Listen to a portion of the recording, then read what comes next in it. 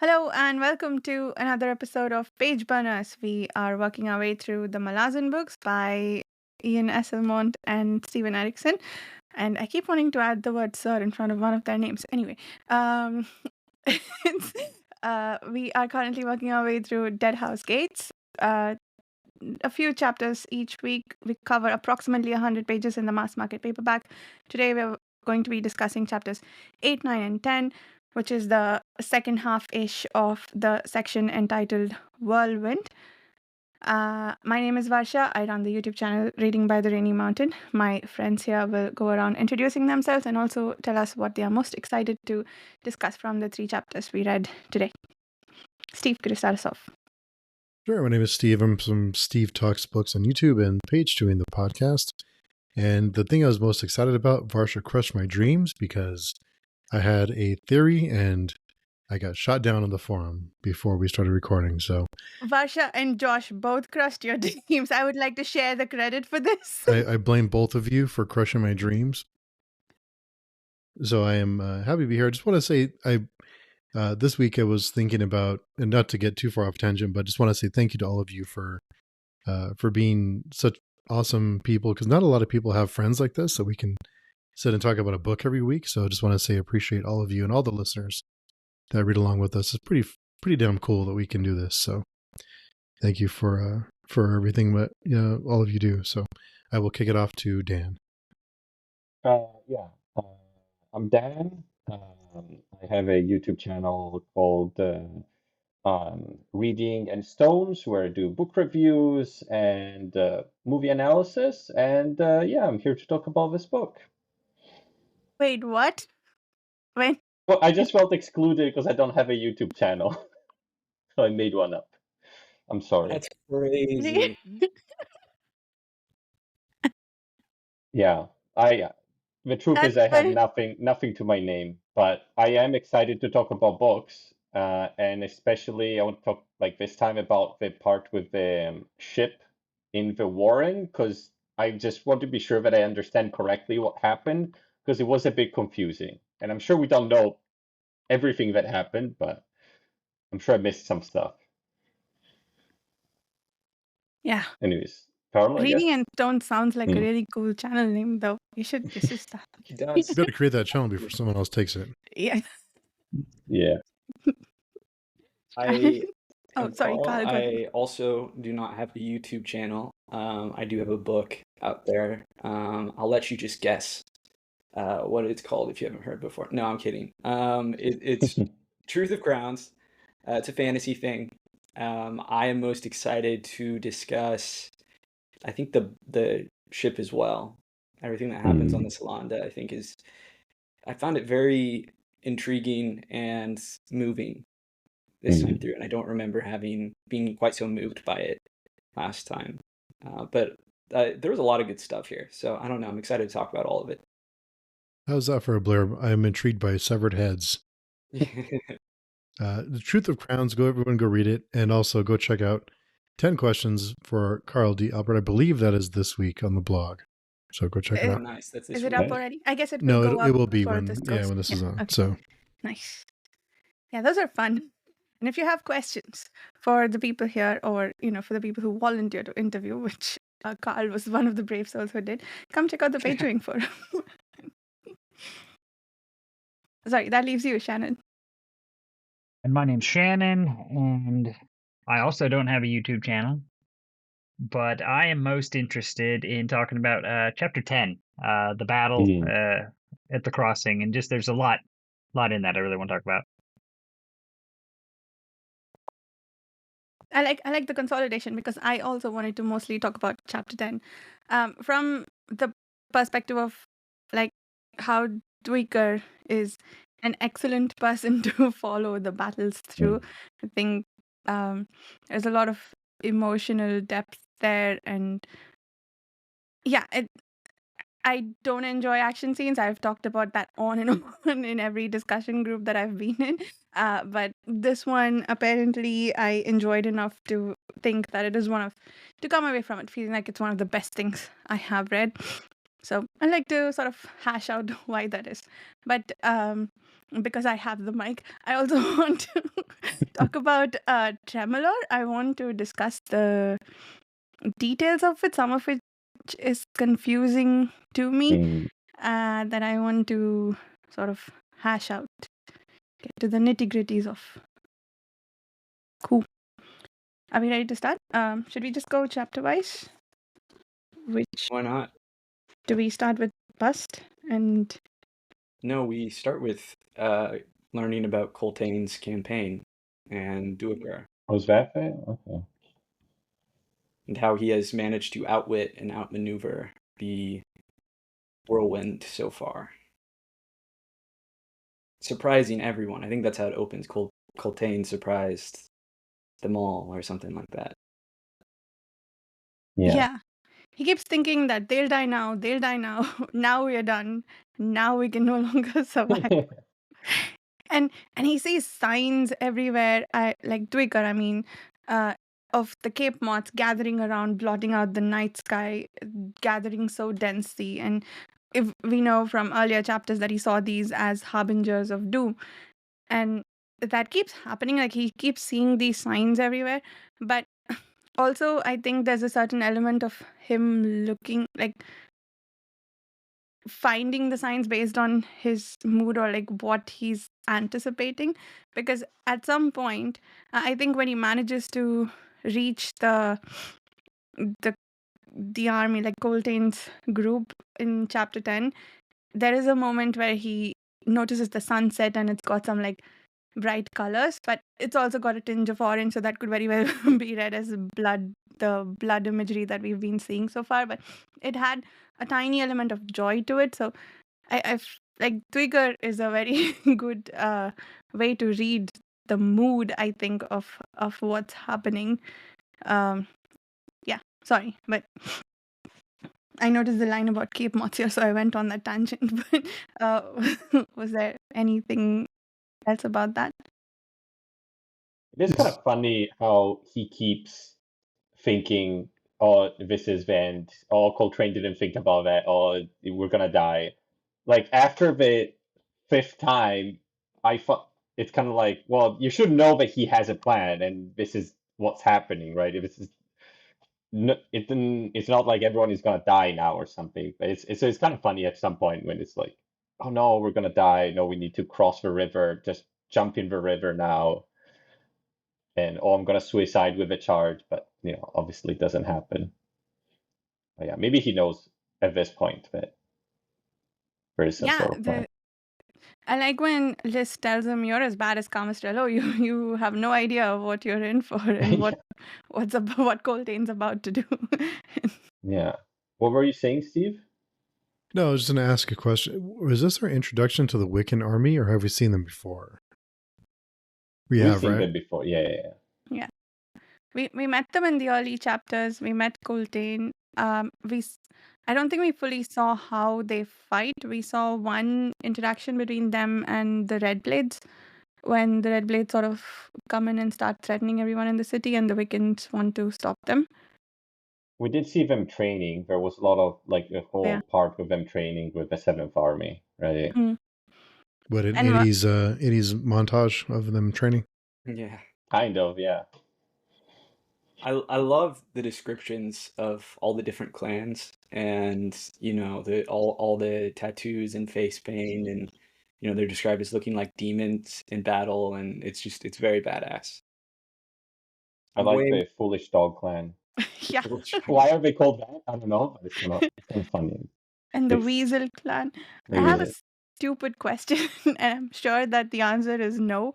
But you know how when people die, the crows take their souls? And we know that Coltane belongs to the Crow clan. Does that mean the Weasel clan has weasels come for them, and the Foolish Dog clan? Is that how it works? I don't think so. But I thought it's funny. A dog coming for someone's soul, and it has to be a foolish dog. Yeah. So it can't be like a husky or a shepherd dog or whatever. It needs to be, what's the stupidest dog? I don't know. A Labrador. No. Labradors are definitely not Labrador. I mean, Labradors are kind of stupid. like Yeah, like a it does. bulldog. Yes. You Yeah. get some angry notes from Labrador owner. My family's a Labrador owner, so I know very not very bright. I do feel like everyone feels like their own dog is the stupidest dog in the world. Yeah, probably. You Yeah. know, like both the best dog and also the dumbest dog you've ever met. Like I know I feel that way about our dogs. I'm constantly blown away by the stupid crap they get up to. But you know, So what you're saying is Didn't any trade dog will do.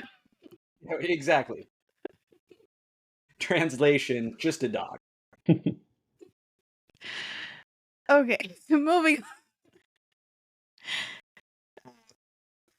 Do we then move to Felicin and the I guess I have something to say about Duiker, which is like from a structure standpoint, it's a very smart choice to choose him as the point of view because he is a historian and his role is to observe things. So it makes perfect sense for him to be put in position to observe a battle and to observe all these things that happen without feeling forced, right? So it's a very good choice from Erikson. Be like, I'm gonna choose him too, because he also doesn't know exactly what's gonna happen because he's not one of the ones organizing it, right? So we are also surprised by all these things, and yeah. And yeah, also, I think that is it's a a great point. good. Go I think ahead. it's a good choice that they teamed him up with Corporal List as well. Mm. Because it gives him somebody to talk to, and also List is kind of excitable and energetic when Duiker is fatalistic and no. So they I think they make a really good pair. Agreed. And List has some insights into Coltane because he used to die all the time, and so he stood around and got to glean more information about his commanders than I guess most people in the army did. So yeah, I do agree that is some fantastic structuring and I think I really appreciate Duiker as a character. What we see in chapters 8 and 9, how he doggedly pursues Coltane's group and eventually gets there.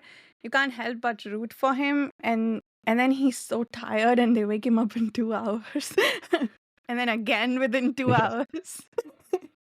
but um, but yeah, I think it helps also that there was enough between now and the battle for us to get attached to him. Like he's looking out for Heberic, and we find out that they weren't friends. Heberic had clashes with him formerly, but somehow he respects the man enough to think that he needs to get him out of there. And then I guess this sort of dogged pursuit, which we are rooting for him, and I guess just the insight into his thoughts and the little monologues, like he's so deep and wise. I could get behind pretty much everything he's saying. So yeah, I really grew to love this character, and then to see the battle through his eyes, I think added a lot to that chapter. I particularly fell in love with Corporal List here. I mean I already I love that he's the guy who always dies in the like fake battles, but oh my god, like he's just like I it's just one of those tropes that just always works on me of the young, naive, more optimistic soldier amidst all the grizzled vets who, are much more cynical about the world because, they've seen what war is like and he's just so charming. He is a great duo, like Shannon said, with Duiker. They play off each other really well. He also, I think you mentioned this, Varsha, like the fact that it's the little moments with him, like the fact that he listens in on all the commanders' conversations so that he can learn from them. He's not granted like particularly special access or anything, but he just makes a point to learn. And that is one of those, I think, very charismatic, likable traits. Someone who really is an underdog, but like goes out of their way to improve and to learn. And oh man, I just love him. Also, did you guys catch that we were introduced to coffee in To these chapters. who? For that Coffee. strange drink that the Wiccans made? Yeah, it's coffee. Okay, Oh, interesting. really? Okay, It's totally coffee. Yeah. I did not that Yeah, makes it's like sense. it's catch very that. dark, it's bitter. It's associated with the Wiccans who, are effectively like inspired by the Plains tribes of North America, and coffee, is an American plant originally, and so I think that's kind of how all that comes together. Are you fact Interesting. checking me on that, Dan? Yes, I don't remember. I'm sure you're right, but I could be wrong, but I think I'm right. yeah, I just didn't. I don't know, because in my mind I associated with Arabia and stuff like that. But Right, no, yeah, it clearly like spread a lot, but I think it started in the quote unquote New World, but I may be wrong. no, Horn of Africa. Maybe you're thinking of chocolate. Maybe I'm thinking of chocolate. Oh, I am thinking of I chocolate. do also sometimes. No, you're right. I'm thinking of chocolate. Okay, well, definitely don't quote me on that then. Or you can, say it very confidently, which is like with your full chest. I'm Unless you sorry have for Dan next fact to you with the checking. keyboard. No, I'm glad actually. I'd much rather someone do it now as opposed to me finding out later that I have made an ass of myself in a public Oh. forum. How So many that times I learn about something, it's like, oh, how many times did I tell it to people with 100% confidence before? I Many hate that. times. That gives me so much anxiety. I'm Yeah. always oh. So no, thank you, Dan, for correcting me. Okay, well, so the association isn't what I was saying it was, but I'm still pretty sure that's coffee. The way it's described, Yeah. it reads like coffee, and it doesn't get named because I assume Steven Erikson thought it would be it would throw the reader out of the story, but that's speculation. Hmm. It's interesting. I always add milk to my coffee so I don't associate it with bitterness, but that's that totally makes sense. I was just Fair thinking of enough. some weird herbal thing that I would never like to drink. And coffee I can get behind. I guess that's why they only need to sleep like 2 hours or something. That's true. And it's their first time and drinking it, so it's particularly effective, right? That I will admit, while I was reading it, I'm like, I don't know how these people keep going. Like, I don't know how they physically have the stamina to keep going when they're harried by the revolutionaries every day, or almost every day. It's crazy to me, but they do. They grit their teeth and move on. Trying to think, is there a historical equivalent of this that ever happened? Trying to think about it, but I can't think of anything right now. I seem to recall that it is based on a historical event. The only thing I could think of is like maybe like the Long March, like the communists in China, maybe, or the what's it called? Like the Xenophon, the Greek army retreating from Persia back to their homeland. But and How long the ago? historian wrote a whole book about it. Maybe that's why I'm associating with that. Because like one of the things that's particularly striking is how long this march is. Like they've already been at it for 3 months, and they're supposed to be at it for another 3 months. Like that's crazy. Yeah.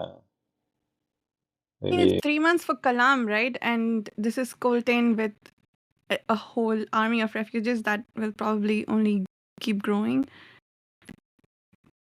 Yeah, maybe I Yeah. think of that. Maybe I think of Xenophon's 10,000 March, because they What? were in Persia and they got, they were like mercenaries, and then I think they lost or something, so they had to walk all the way back from Iran or Iraq to Greece without any allies or through enemy territory and stuff like that. So it's lovely. Maybe that's what it's Well, I just referring looked to. up something. It says Erikson based the chain of dogs on historical events such as the 1842 British retreat from Afghanistan Oh. and the 1877 flight of the Nez Perce.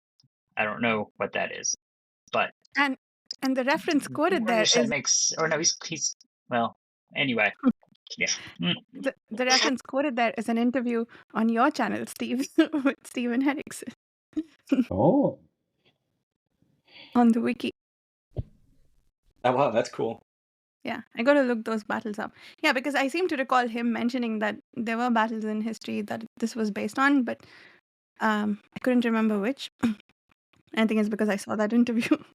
Add it to the list so when we have him on, we can ask him. Mm-hmm. yeah. Yeah, Fingers crossed. Fingers crossed. I guess I'll start a document or something. We'll start tracking this stuff, or a thing on the forum. Anyway, yeah, where were we? Duiker Ellison? and List. Duiker. Felicin. Yeah. Are we ready to talk about Mm. Felicin? What? Okay. Go ahead, Shannon. Go ahead and start us off. No, I don't have anything good to say about Ellison over here. So, Carl, do you have anything nice to say? She's less unpleasant than she was in the previous chapters. Hmm. She, I don't know. I found her pretty awful with Truth. I mean, the way she goes to the Marines and she's like, "I'm gonna get them on my side," and then immediately tries to like seduce them, and they don't fall for it. And then she's awful to Truth. I was like, "Come on, yeah, no, leave the poor definitely kid you're alone." right. That sucked, but to me, that isn't as bad as when she was gonna like, or at least said she was gonna leave Habork to die or eat him. Like that to me is like maybe the absolute low. It's just that's one of those parts that's just like really hard to read. Like reading that Habork and Bowden were gonna just leave her. You know, it's one of those that is just like, oh man, that's cruel. Just Yeah. needlessly cruel. The biggest thing from this section that jumped out to me, because I don't think I noticed this the first time I read this, was they're on the beach, they're being terrible to each other, and then there's this paragraph where Hood comes striding out of the waves.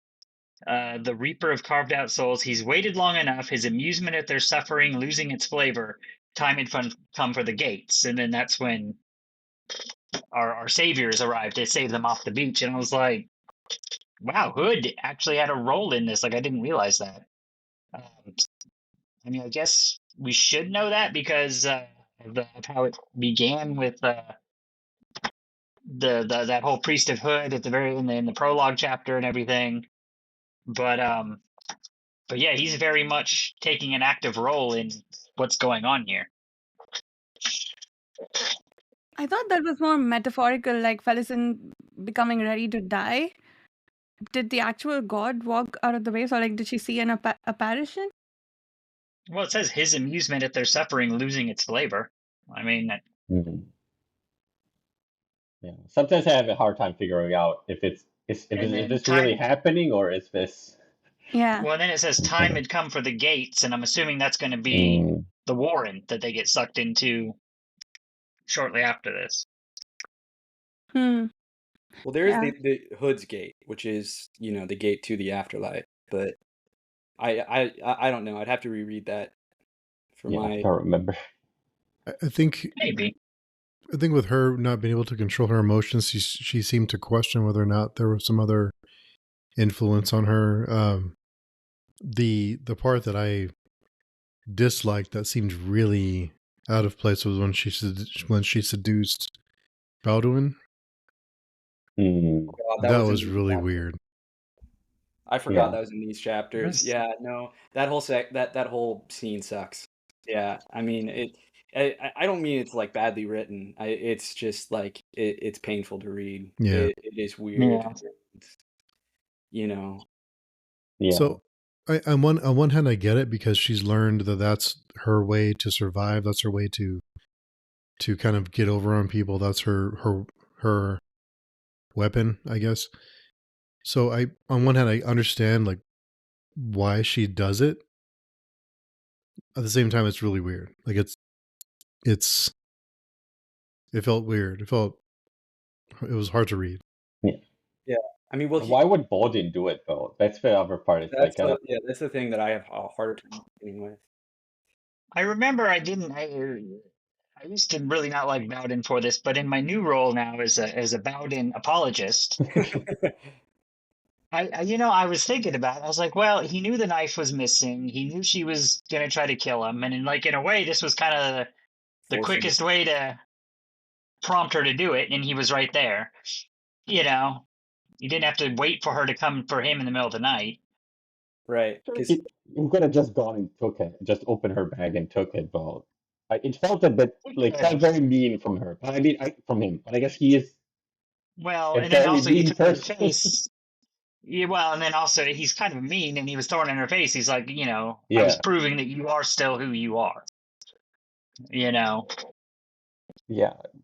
And I guess he's an asshole. I don't know who's he is. better at that point, but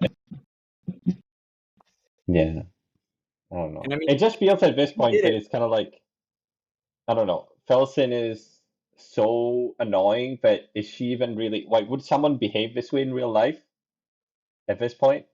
I don't know. Absolutely. Yeah, Really, Are you kidding me? Yes. yeah. Are you talking about Fellison or Bowden?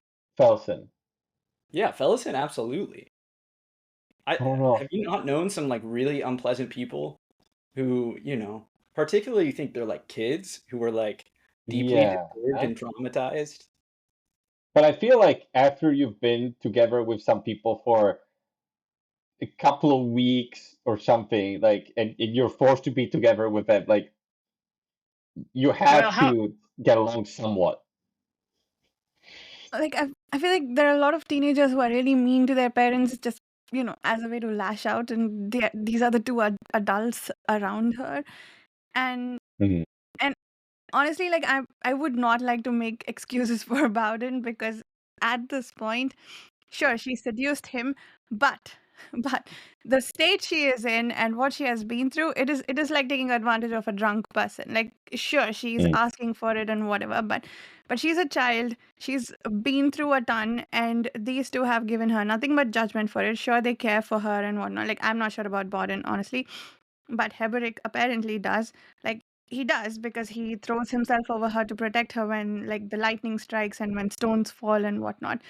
But he still has a very parental judgment for her, which comes from a place of affection, but something she can't handle. So she keeps lashing out at them, and again, like, not asking for excuses so much as understanding for her, but Borden being allowing himself to be seduced by her for whatever reason, I feel like that's absolutely taking advantage of a bad situation. Well, I will say I think that I struggle to understand why he did it every like the other two other times I read this book. But I think I understand it this time, which is it's like what Shannon said, which is he's just trying to make this confrontation happen because he knows she has the knife and he knows she's going to come for him. And so it's like forcing that.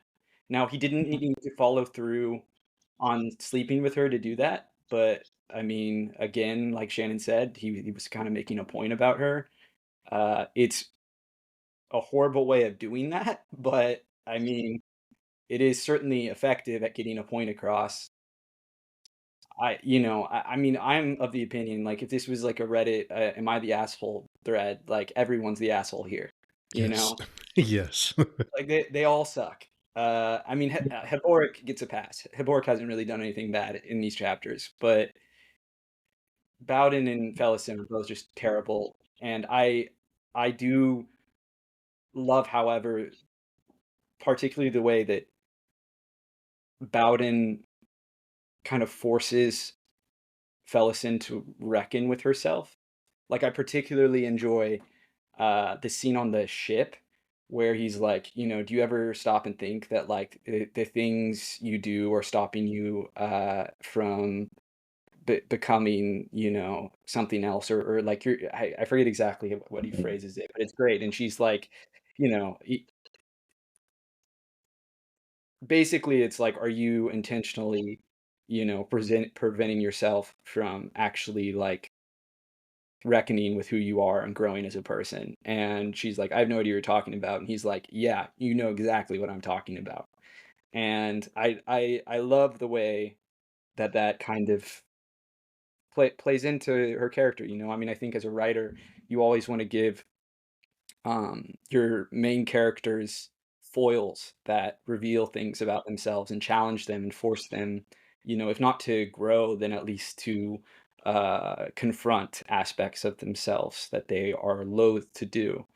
In many ways, these characters, while they do have their own role in the plot, I do think are in some ways servicing Felison's story because it is her POV we're like seeing it through. And Bowden does that very effectively. And it is an interesting triumvirate because they are so different, all of them, and the way they play off each other is so awful sometimes, but also, you have heartwarming moments like when Haborik throws himself on top of Felison during the sorceress conflagration, which is a Yeah, I great think word, by the way, that Steven Erikson uses all the time, and I have now adopted. So thank you, Steven Erikson. Bowden does in his way care about Felison because he's in his own asshole way, like trying to shock her out of it. Like he's, he didn't just murder her in the desert and leave her because that would have been the easy thing to do. Yeah. Instead, he keeps trying to, like I said, I just don't think he knows how. Like he, so he's just like an asshole dad, just kind of like just being awful to her and trying to point out how awful she is, not realizing that's not really going to work. That just makes her more defensive. And so Yeah. But to me, it feels more like, I don't know. Yeah, like an asshole dad that beats his children because he thinks that's the way of teaching them discipline. You know what I mean? this is definitely emotional abuse. I mean, yeah. Like I said, I'm not saying it's good, but it's what he thinks is good. Mm. But that's what makes him kind of interesting. He He's is not just a bad guy. He's Yeah. maybe a bad guy trying to be a good guy and failing at it. I guess did we discover in this chapter that he's a claw, or at least he used to be a claw, or did we already know that? Well, he had a talon in his bag. We don't know what that means yet. We just But know that he was carrying a yeah, talon around. So yeah. maybe he's a Felton claw. says something, right? Along those lines, I think she says. Felison says something, and Haborik is there, and he recognizes it means something Yeah. specific, but they don't tell us yet what it means. Yeah. The wheels are spinning in Steve's head. Yeah, I was Any just theories, Steve? no, not about that, but I do think if he's trying to be a good, he's failing miserably because he, the whole scene with him and Felison. But Varsha said something that made me think about this whole thing differently. Is that they judged her, and is her seducing him a way of almost kind of like you judge me, but kind of you judge me for this, but you're kind of like I got over on you too. I guess in a horrible way to phrase it. Yeah, You're saying like, oh, you accepted, so you're just as bad as I am. Yeah, like you judge me, but look what I kind of I did the same thing to you that you're judging me for, or something like that. So yeah, I think that was just kind of tough. That was a tough scene. I think we certainly can see it that way. I don't know that Felison does. I don't think she judges him for sleeping with her. That's such a neutral way of putting it. It's to her, I think, just kind of par for the course that this man would want to use her body. Like, I feel like that's just kind of accepted. It's not even with judgment from her. Or maybe deep down it is. Like, I'm sure some part of her kind of feels this hatred for a lot of, if not all, men, for the way they view her. But I don't know that she's conscious of that. I really do think she's kind of using it as her weapon, right, to find her sense of power, and I mean, and in this section, very explicitly to kill Bowden, which is so poorly thought out.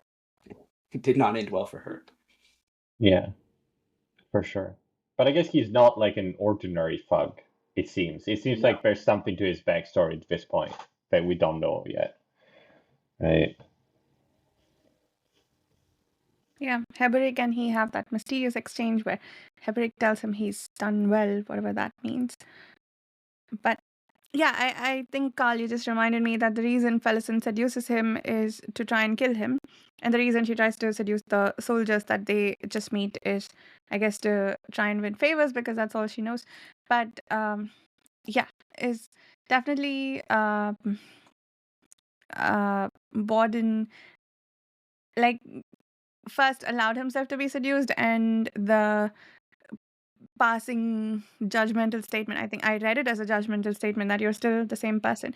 And I forget which of you mentioned it. Maybe he is trying to shock her out of it, but it feels again like there are so many other ways you could do that. But yeah, I think I agree with the general assessment that he's just the sort of abusive dad, I suppose, in this situation. Yeah.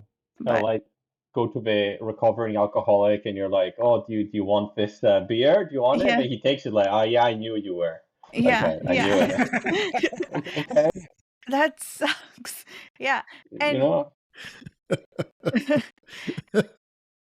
and I don't know what access she has to the drug she was addicted to, but we haven't Mm. seen any withdrawal yet, right? And I don't know if that's a thing or if we are to interpret some of her bad behavior as following from her withdrawal. But we are in her perspective quite a lot, and she's not been suffering, at least in that regard. So maybe, yeah, I don't know. I was curious about that, but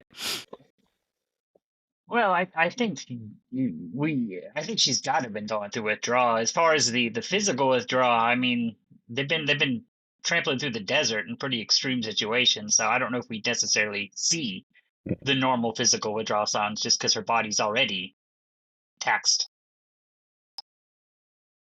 Yeah, I mean, I imagine the strongest ones were early on when she was also recovering from the blood fly attack. So it was kind of a, you know, worst of all worlds. And because she was feverish, right? Getting dehydrated and, oh, it's just hell.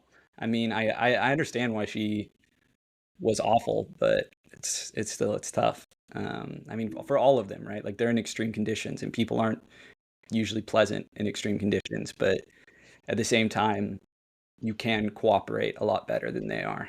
And ugh.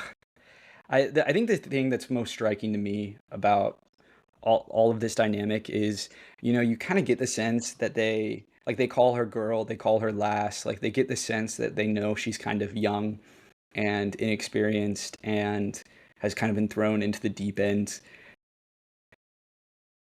But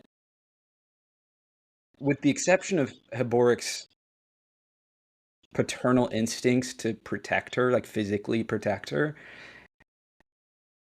I just never really get the sense that they actually view her or like approach her and her personality and her flaws as like coming from this adolescent girl, like they treat her in some ways like a grown woman who has the experience and the maturity to make better decisions, as opposed to this traumatized teenager. That's one part of the thing that's hardest for me to understand with the Bowden thing is like beyond just being like, I mean, like debatably pedophilia, but like it's a straight up like, how do you not look at her and think that is a child who's also, yes, terribly unlikable, but like still is like a child, right? And I guess she's supposed to look a little bit older than her years because of all the shit she's gone through, which makes sense. But still, like, they know how old she is. They saw her before she was fully broken down. And none of them, like, it's this sort of weird paradox where, like, they seem to be aware of it, but they don't really treat her like she is a kid who needs help. Yeah.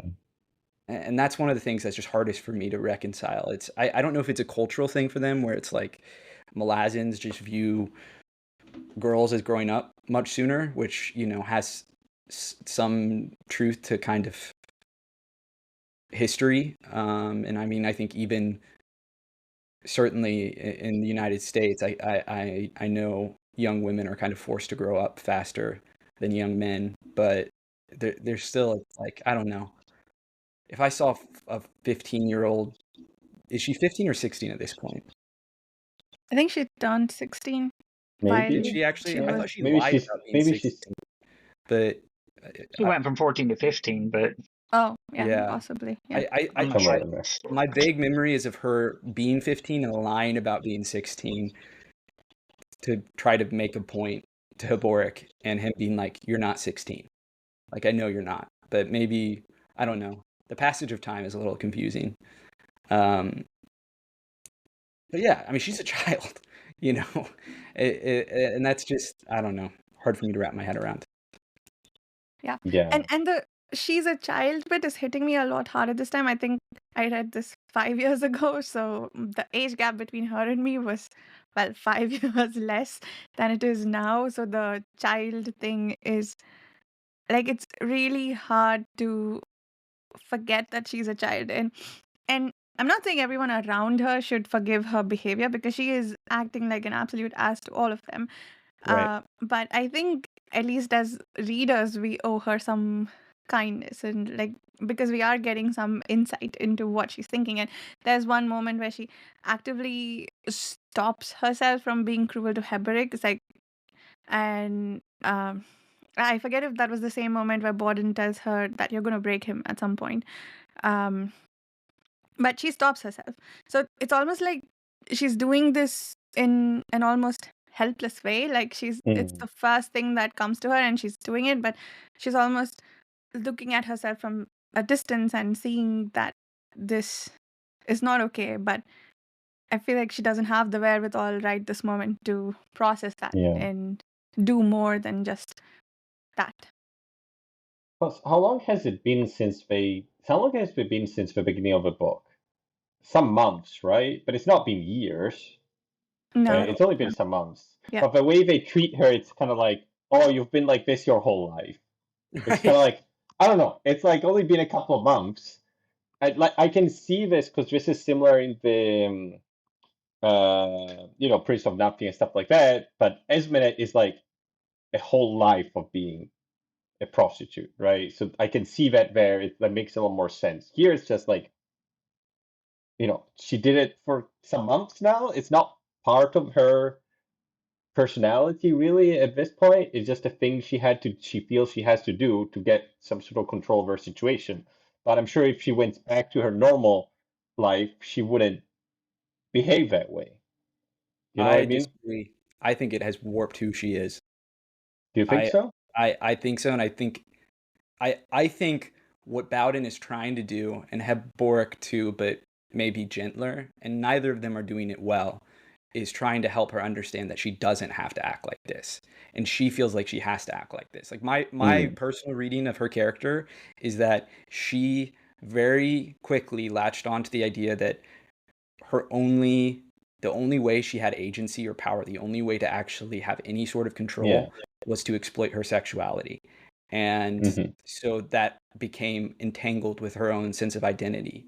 That's why she, tries to seduce Bowden to assassinate him.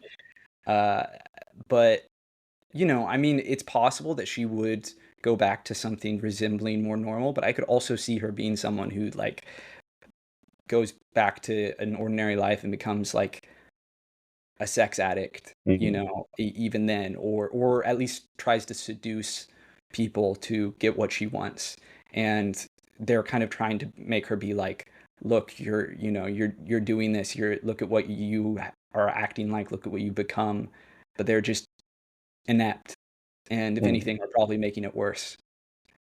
Bowden, But doesn't it feel like they could just, sit her down and be like, oh, this is what we're trying to do. This is why you don't need to be afraid. Let's just work together, instead of not telling her anything and acting kind of like enemies, sort of, So like you don't need to behave this way because we're all trying to escape together and I don't know. Right.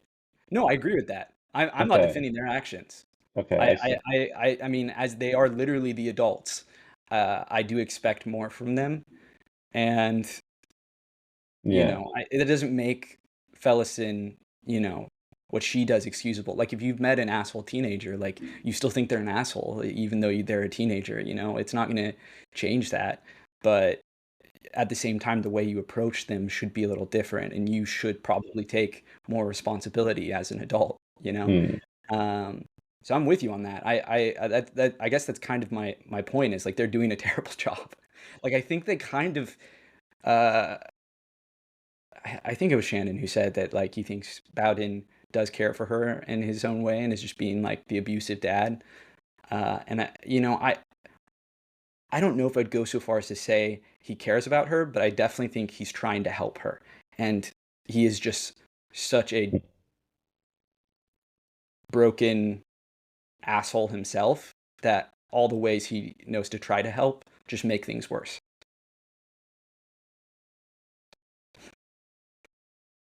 Yeah.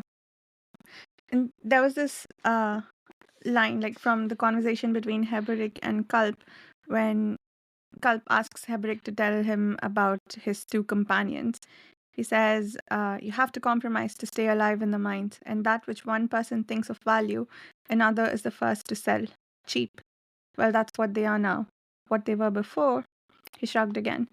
So, I don't know, Heberick, at least I don't get the sense that he's hurt by Fellison. That's why he's not approaching her. Like there is, at least in his conversations with her directly, there seems to be this element of judgment. But again, we're seeing a lot of this through Fellison's eyes. So maybe we're only getting to hear about the parts where he's vaguely cruel to her, and not about the parts where he's actually trying to reach out to her and be more kind to her. I'd be very surprised if there weren't moments like that she wasn't ready to accept.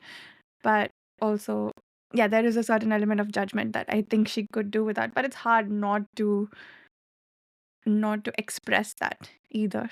I don't think we can just, you know, I'm actually softest on Heberick here because he's the most decent of the three of them. But I don't think you can let him off the leash. Like, Steven Erikson hasn't shown us him actually doing a good job or really trying, you know, beyond these brief moments of action, which I do find very meaningful. As I mentioned, like him covering her up, like I think is wonderful. And I love it. It's one of my favorite moments in these chapters. And, you know, similarly, like in the prologue, when he covers her as they're, you know, doing the march and, you know, getting shit thrown at them.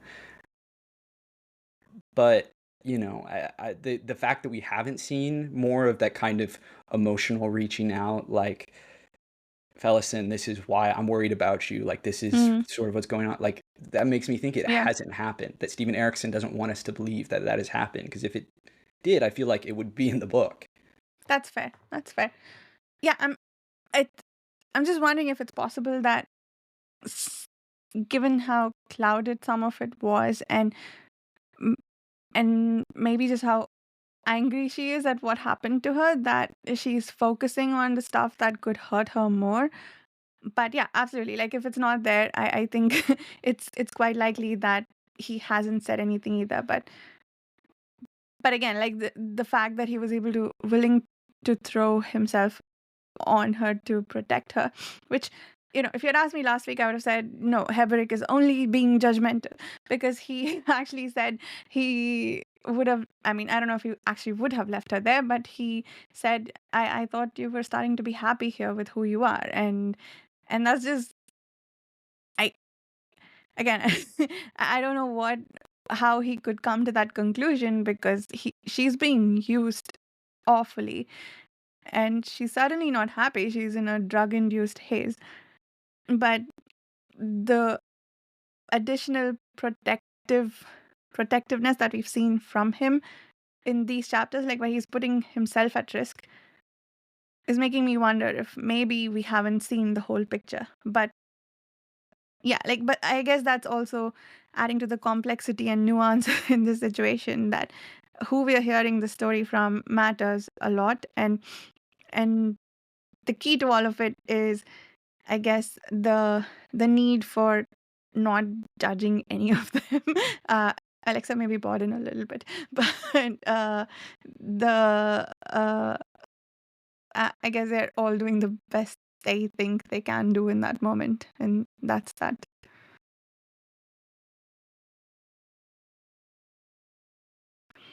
So from here, they all get thrown willy-nilly into this warren that has goat milk as water. What?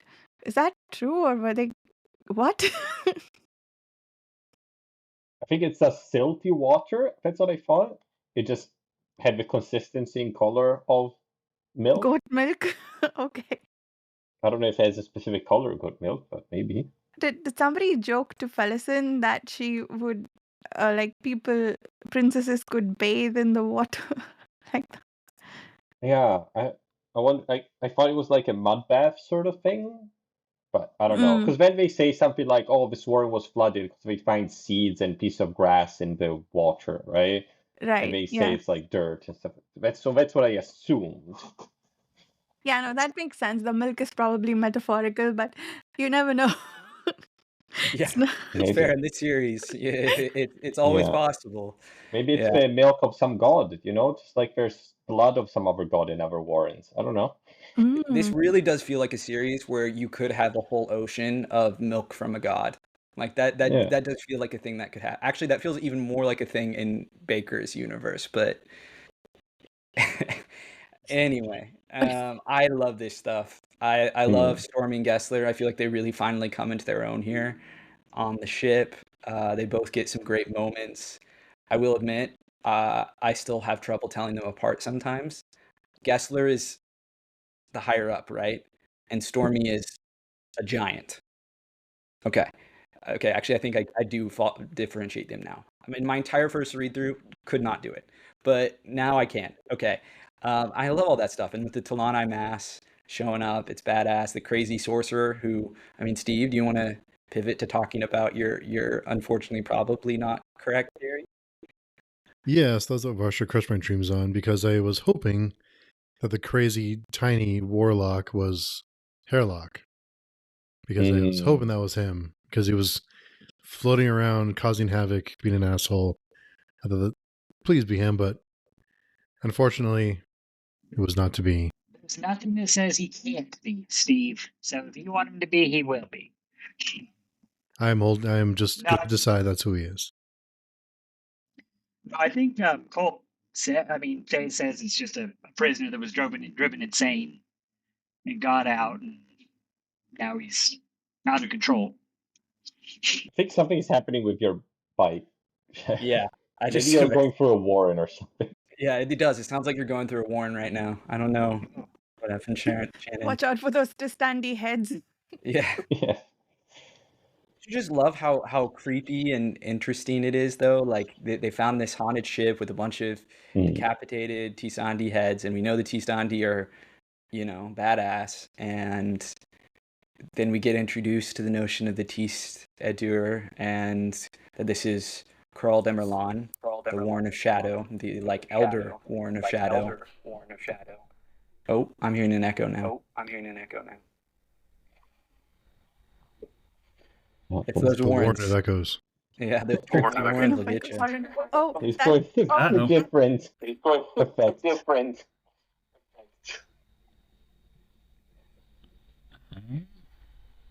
We were traveling through Warrens in real time on the podcast. Hold on. I think... Okay. Well, mute Shannon while he figures out the audio, but that reminded me of an excellent joke in probably not these chapters, but a previous set of chapters. When he... When Kalp and Dweeker are trying to figure out... why are you laughing, Steve? What did you say? Because like the third time you said, what? Like, Yeah, like the milk and the... like, what? Yeah. I do that to my own train of thought sometimes, but anyway. Oh, I said that a lot when I'm reading these books. Like, what? Like, what's going on? But Kalp and Dwicker, they are discussing whether they can take a really shitty boat to go to rescue Heberick, and they realize that they can't. And Dwicker's like, can't you do magic? What is your warren? He's like, the warren of boat repair. It'll be very convenient, Warren. Yeah. But we find out that Kalp's warren, the warren Mianus, the warren of illusion, Hmm. is actually a fragment of the Tist Edur warren, which is Kurald Emerlan.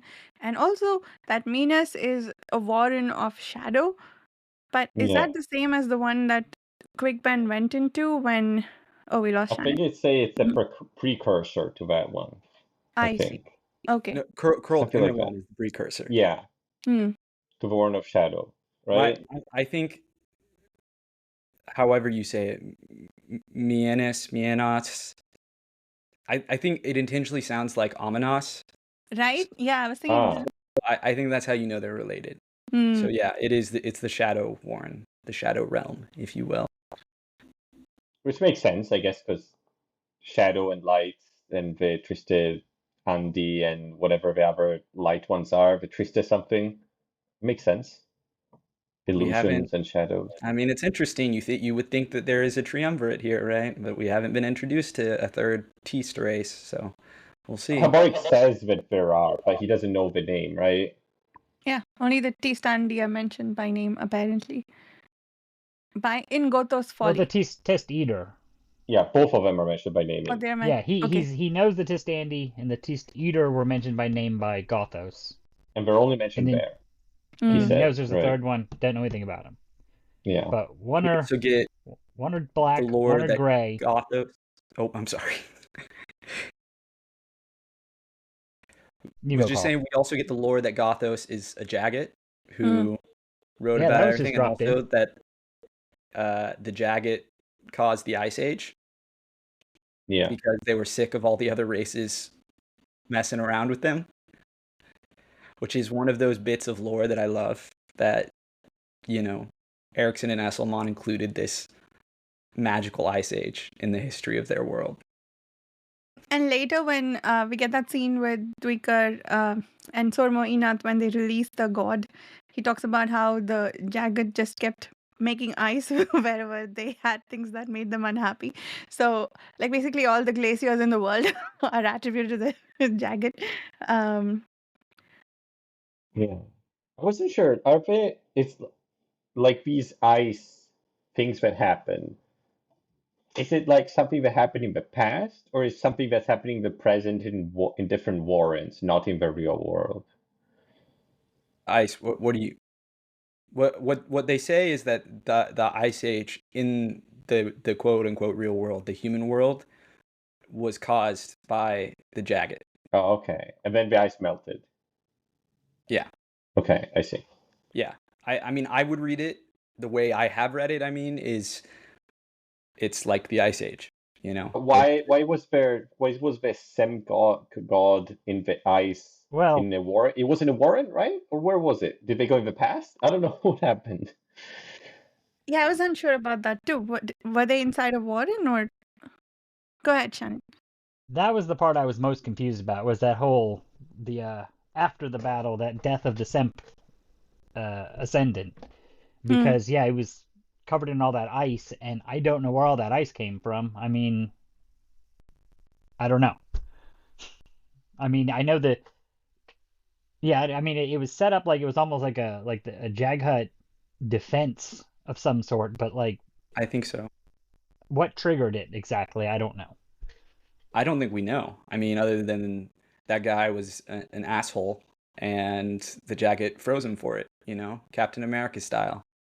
But do we know where they were?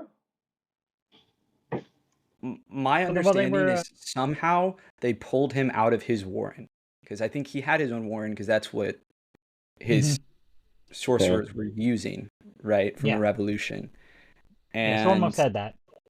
Yeah, and he was frozen. He was a popsicle in that warren. They brought him into the human world, and then they unfroze him and let the spirits of the land devour him. Oh, really? Okay. I didn't realize that.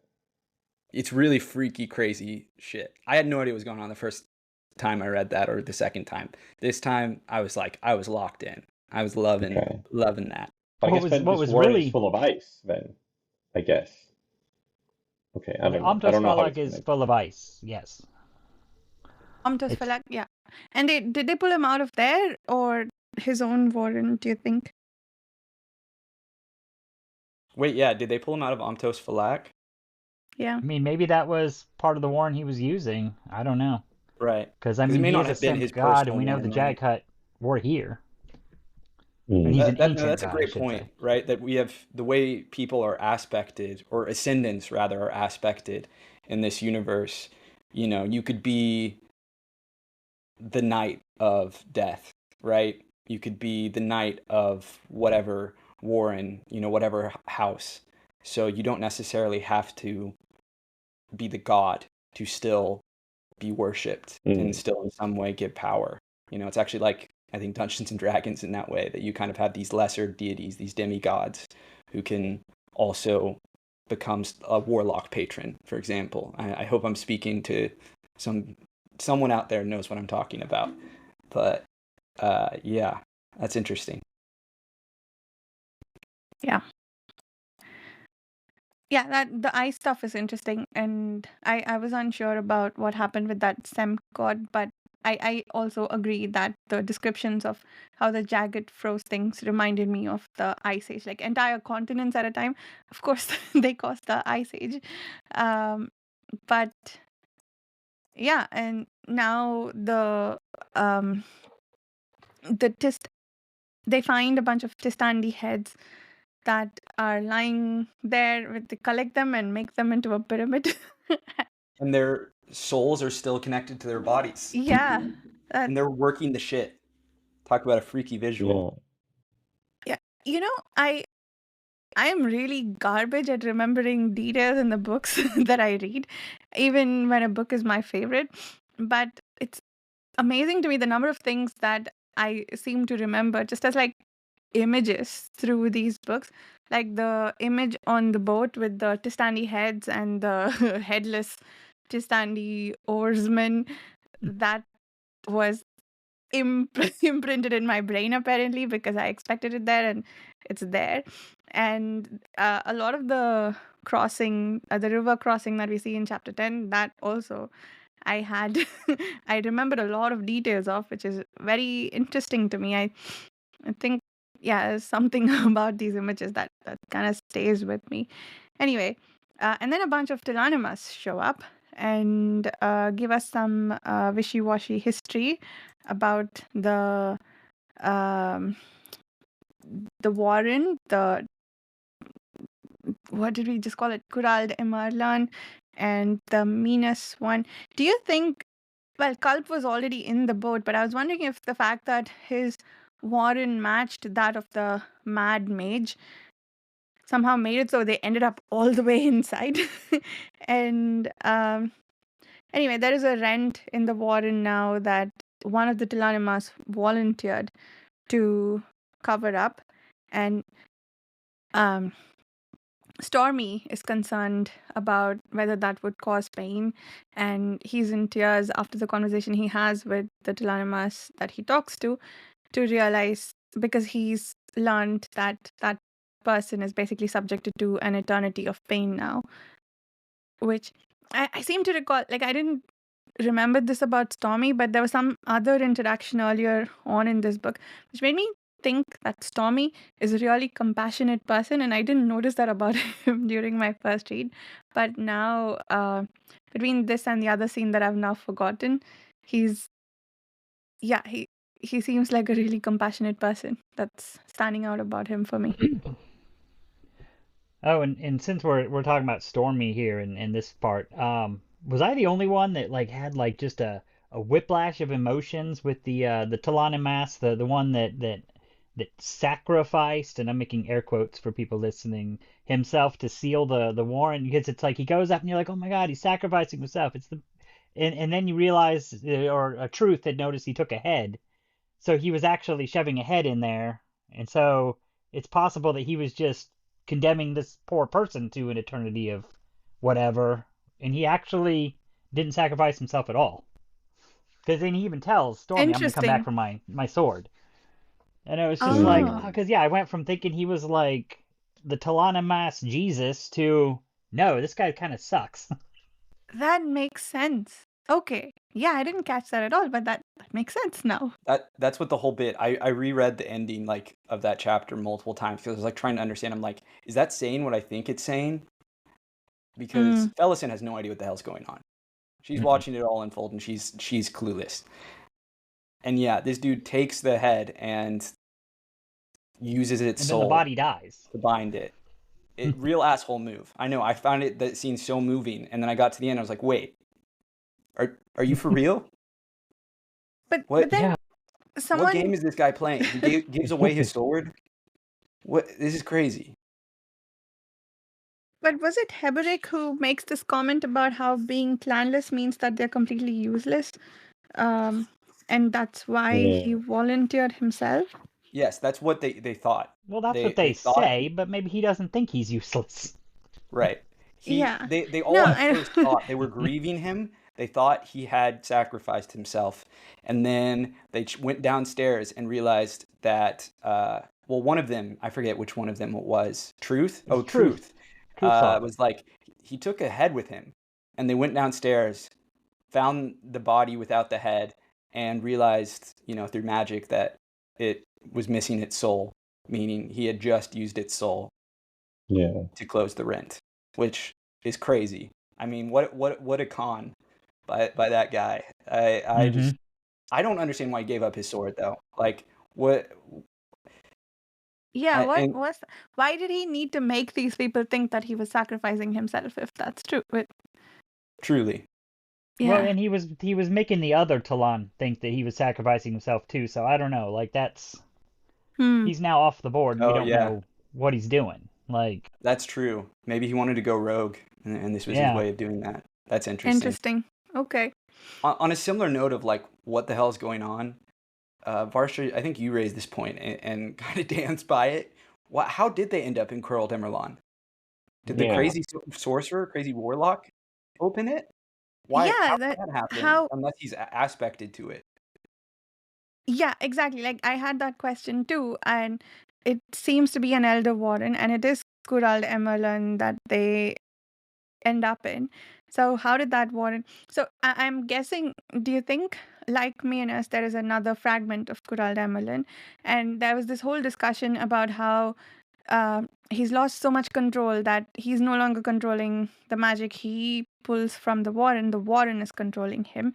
And so maybe that warden either merged or expanded to become like an entry point into Curl Demerlan.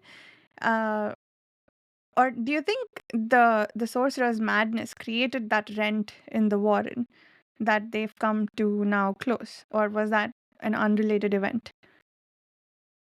My only comment, the only thing I feel comfortable saying in response to all your questions, Varsha, is I struggle to see, I mean, unless maybe they say this explicitly, was the mad warlock doing illusion magic? Because it kind of seemed like he was doing way more explosive stuff than the shadow magic that we have seen so far.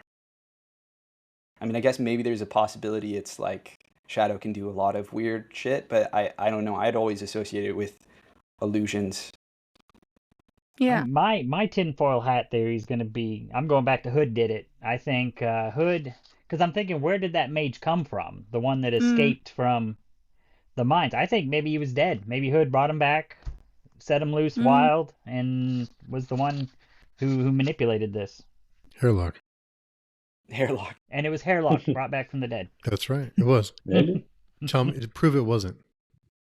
Prove it. I honestly feel like it makes more sense if it was Hairlock, like in a weird way, because Hairlock, one, we understand why he's crazy. Two, the why he's crazy is directly why he would be able to like tear through warrens like this, because he was powered by the Warren of Chaos, right, which connects all the warrens. So that would make sense. But we were not given any reason to believe this guy was flailing out with chaos magic. Now maybe they just no one realized it, and that is what he was doing, and all of their magical knowledge, including the Talani masses, was short to identify that as the Warren of Chaos, or like him using chaos magic. I don't know, but that does seem to be a sort of, it's strange how vague that is. That, like, for all the exposition the Talani mass drop, they don't comment on that at all. Like, yeah, this guy is like blowing up with chaos energy or whatever the hell. Yeah, and chaos would make sense as like sort of the entry point into this warren that apparently nobody has ever heard of. And there is some weight to the Hairlock theory because everybody's just guessing that it's a mage who escaped from the mine. But I think between the proximity to it and basically the question is why now, right? Like, and why here? Because of which I'm more inclined to believe the escaped mage theory, but Hairlock would be totally cool. We also And get some. Varsha, Sorry, go ahead. you had said, you'd mentioned earlier that like Coral Emerlane being shattered. I think that's something that we could point out for a second, because we learned that here, because they go to this bit of the Warren. This is clearly not the same Shadow Warren that Shadowthorn and Cotillion are in. So it's like, what's going on here? And so somehow this Elder Warren of Shadow has been broken. It's been shattered. There's different pieces of it, and we're in a different piece now. So, and I think that's something to note for future later. Mm. And also, to your point earlier, I think it was Carl or Dan, one of you said Borden is more than he seems. And he also seems to know everything about this damn boat that has showed up, and that it was headed to Driftavali and what happened at the time and who they were trading with. Tons of stuff.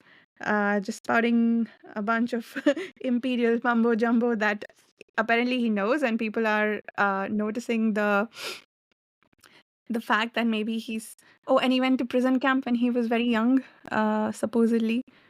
Although again, people are thinking that he's too young for that. So yeah, I guess Borden as a character is definitely interesting. There's more to him, and Felicin keeps having these, I guess, bouts of fear when she thinks about him. So all of that, I think, is building up to make him a very mysterious character.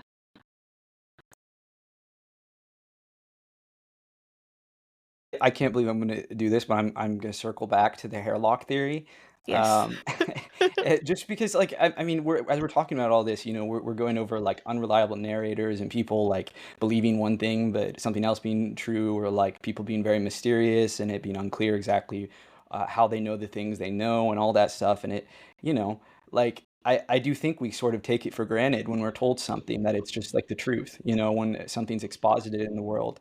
And I guess I specifically was thinking that, like, we, like, the characters take it for granted that this guy came from the Odotarl mines and went crazy that way.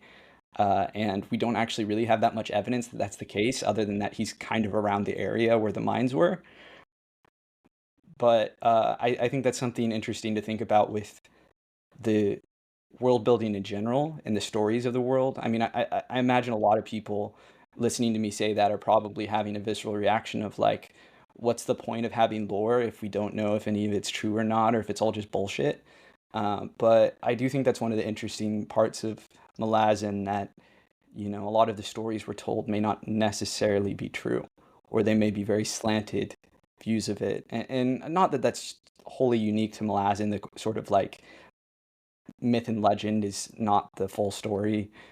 History is written by the victor sort of shit, but I think that even goes down to, right, yeah, and I think it is done well, and it is particularly, it's just worth keeping in mind, I think, as we read this series, that what we're told may not actually be what is true. Mm-hmm. Yeah, I just more recently learned that the maps aren't even necessarily like trustworthy, because I know that last book they came out with has two different maps for Quantali in it that were drawn. One's got like one part like huge and another part small, and the other one's different because they were drawn by two different people. Wow. And one of them thinks that guy, well, I'm assuming one thinks their kingdom is more important, the other one thinks theirs. So it's, yeah, like it's not even necessarily, yeah, you can't trust in this series. And I think Erikson and Eslamont, yeah, use it to really good effects. It's, I think one of the reasons people talk about rereading Malazan, because like I've already spotted lots of wrong things in these book and a half, where it's like, oh, people think this about this, and no, I know eventually we're gonna learn that's not true, and it's interesting. Interesting. So it's Moral of Hairlock. Settled. Yeah, I was gonna say the moral of the It's story for Hairlock. me is it's Hairlock. It's Hairlock. Steve, your theory is right. Yes, I like this theory. And also on that subject of hearing from characters, I think as readers, again, we are really close to people who wield magic, so it's easy to believe that it's everywhere in the world. But Felicin talks about how she her first encounter with Hood and now what was going on with this warden are the only encounters she's had with magic. Even though she's grown up in this world where magic is real and the gods actually do walk the world, and so on and so forth. So that was an interesting perspective as well. That magic isn't as what's the word I'm looking for? Abundant. Commonplace? Yes, ubiquitous. Thank you. Abundant is a horrible substitute, but ubiquitous as we may think. Yeah, so I guess we see it quite a lot in these books. Like magic is happening all the time, and gods are there all the time. But Right. I Yeah. guess for Especially normal in this people, book. not really. Yeah. Especially the stuff that the Wiccan warlocks unleash in chapter 10. We're getting closer and closer there, but there's so much to talk about in these chapters.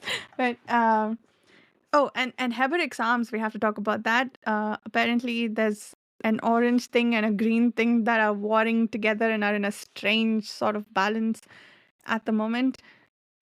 Yeah, I wanted to mention that too, because it actually answered a question I had last week, where I was like, did Heboric actually pull Fenrir to Earth? And it looks like yes. And in fact, I'm assuming he's holding him there, because that's what Culp sees, is he sees a hand holding a tether. So my assumption is he's still holding that's why the god can't leave the mortal plane. And then the other hand is the one I got no idea what's going on. It's green and orange and Yeah. crazy. So the hand that's not green and orange is the one that's holding the tether to possibly Fenrir. I see. And what was I? There was also something about having a warren open, and is that the same hand with the tether, or was that something else? Yeah, I think so. Okay. I'm not sure. I also want to take a moment to say this was another thing that I said with my full chest that I was wrong about. Heboric has his tattoos still, and they're still weird. Oh, yeah. True. Yeah. Apparently they've grown darker than ever, and it's all black. Still. Right, it's the reverse of everything I said. So Sorry, I guess my I didn't big mean. monologue earlier about like don't believe everything you read is if you hear me say it, assume it's probably not correct. Don't believe any of us. Yes, Varsha. It says the ghost hand reached into a warren, was clenched as if gripping a tether. A wholly different power pulsed around the right stump. So the left stump is reaching into a warren and holding a tether. I see. I have no clue what's going on. And then the right stump, veins of green and odotaral red, as if two snakes writhed in mortal combat. The blunting effect arose exclusively from the green bands radiating outward in what felt like conscious will. That it was strong enough to push back the effects of the odotaral was astonishing. So, yeah, I guess the big question is, what's the green? Which I don't think we could possibly know right now. Except that the jade hand was green, so some part of it. Yeah, has something to do with that jade hand. Yeah. And was that the same hand that did that amazing bit of healing on, was it Stormy or Truth? It was the hand, it was his hand with Fenrir. He touched, was it Stormy? And healed Stormy, because Culp even thought like maybe he did it on purpose, because that, Stormy follows Fenrir as his god, so, healing. But Heboric dissuades him and is like, no, it's just, I didn't think about it. Yeah. Okay. And they talk about how the god doesn't do anything without a price. So they're probably going to pay for this bit of healing that they got from Hiboric. So yeah, a lot of interesting things in this chapter. I think we covered the essentials. So anything that we should still talk about here? I just love the image of Boric walking his pet boar. Just holding him by the leash, Yeah. trotting along the street. And he's described as frog-like, so a frog and a boar being best friends. Yes. Okay. Forever how foolish you think the dogs are, the boars are infinitely more foolish. Foolish dog. Silly boar. Coming to take your souls. There's just one thing I wanted to mention before we move on to chapter 10 or 9 is that there's another house of Azath. Yes. Yep. Tremorlore. Oh, yeah. Yeah. That's the Tremorlore. thing that I wanted to flesh out in more detail. Sorry, what were you going to say about that, Steve, before I get into my question? Oh, no, I was just to mention that they did, that is brought up that there was another house like we saw in Darukistan Yes. that we were confused about when it did happen. So, Yeah. Yeah. I have questions about that. May I go? yeah, go for it. So Iskaralpast is trying to razzle-dazzle these guys with all kinds of information that they're unsure about whether to believe or not. And so here's my main point of confusion, right? So there is a path of hands that they find in the bottom of this tower that they are in. And I thought that was the gateway to, well, the warren that is called Path of Hands. Is that the same as Tremolor, or is that a different entity? I thought in the last set of chapters, Tremolor was the name of the warren of Path of Hands. But here we hear that it is actually an Azath house. Yeah. I thought the Path of Hands was like, I don't know, something like some signs or some. It's not like a place, I thought. I thought it was like some idea or something that all these things are following through other I'm warrens. I don't know. I'm That's pretty correct. sure everything you just said was correct, Varsha. They did find it in the basement of there. Yeah. It is supposed to, Path of Hands is supposed to be the warrens. I guess it's described as like the warren of the Diverse and the Soul Taken. And so they're all in a Okay, I rush to see. get to it. So they think that whoever gets to it will be the god of the Diverse and the Soul Taken. And it was called Tremorlore, but we also learned that Tremorlore is the name of an Azath house, separate. I see. So The one thing I would push back on is I think what Dan was saying is right, is that the Path of Hands is the path to the warren of the divers and Soul Taken. I don't think it's the warren Okay. itself. I think it's like this spiritual / literal journey they go on. yeah, It is confusing. the Path of Hands Yeah, is sure. leading to this warren, though. Yes. Yeah. Okay, I see. So the thing that they find in the bottom of that shadow tower is a gateway to the Path of Hands. I thought it was the Well, Tremorlore. the warren.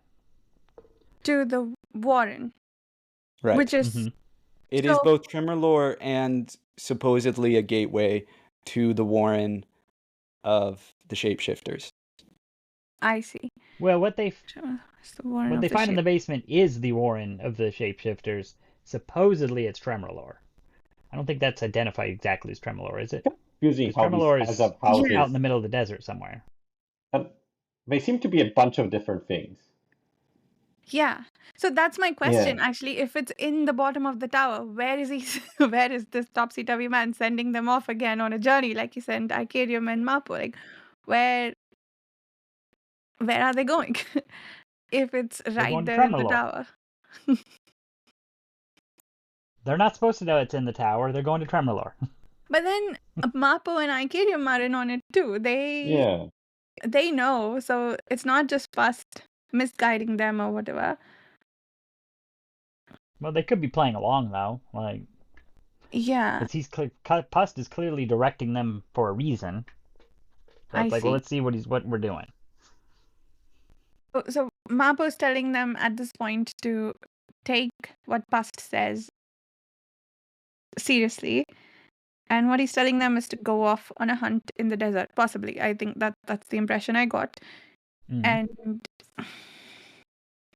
And yeah, okay. I guess that was my question about why they aren't just going to the basement. But if they are two different things, Mhm. then I guess it There makes is sense two that they different go things.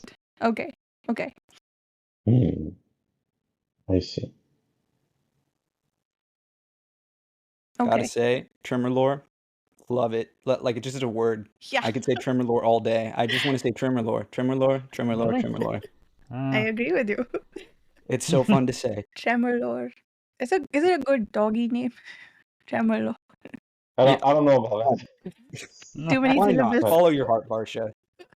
What? No, don't. When I get a I'm dog. gonna name my dog Dassam Ultor. Ooh, That's awesome, like that. actually. Wait, did you already name your dog that, or will you name your dog that? No, I'm just saying, like, that's the name I would use. Okay, nice. Oh, nice. Yes. Yeah. Okay, good dog name. I think Whiskey Jack makes for a really good dog name. Yeah. Would. Yeah, absolutely. I knew a dog named Whiskey, and I don't think I ever asked the person if it was the drink or if he was a Malazan fan, because sure, there are dozens of us. Probably the drink. Yeah, I'm like 100% sure. Did I already talk about this? There was a Reddit post once where someone met a Malazan fan in real life, and and they were like, "Has anyone else had that happen to them?" Because the only Malazan fans I know are online. And then someone posted, "What do you mean? There are literally dozens of us. Why wouldn't you?"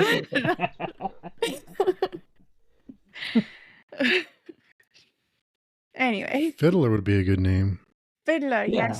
yes, Big and Yeah, a dog. little violin in its hand. And honestly, I feel like a lot of the Malazan marine names Yeah, work I was about to say the marine for names. dogs. Yeah.